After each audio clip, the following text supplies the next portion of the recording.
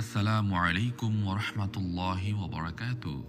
প্রিয় শ্রোতা বন্ধুরা, আশা করছি আল্লাহ তাআলার অশেষ রহমতে ভালো আছেন।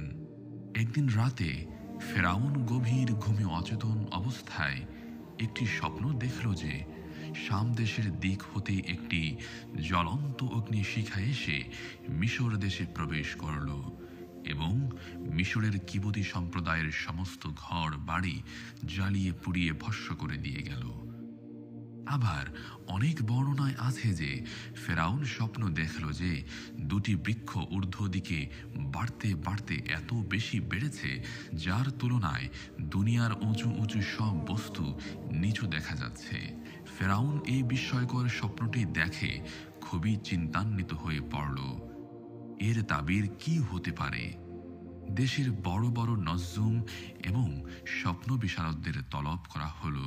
তারা চিন্তা ভাবনা ও গবেষণা করে বলল যে এ স্বপ্নের তাবির হলো অচিরেই বনি ইসরাইল বংশে এমন একটি পুত্র সন্তান জন্মগ্রহণ করবে যে তার দ্বারা ফেরাউন সাম্রাজ্য ধ্বংস হয়ে যাবে।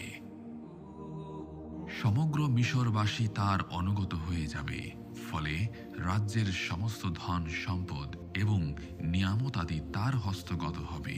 এর চেয়ে ফেরাউনের জন্য বিপজ্জনক অবস্থা আর কি হতে পারে?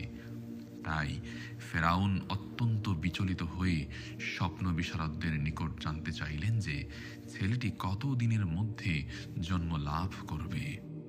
তারা বলল, তা সম্পূর্ণ সঠিকভাবে বলা সম্ভব নয়, তবে যতদূর মনে হয় আজ হতে 3 দিনের মধ্যে এ সন্তান মাতৃগর্ভে স্থান লাভ করবে।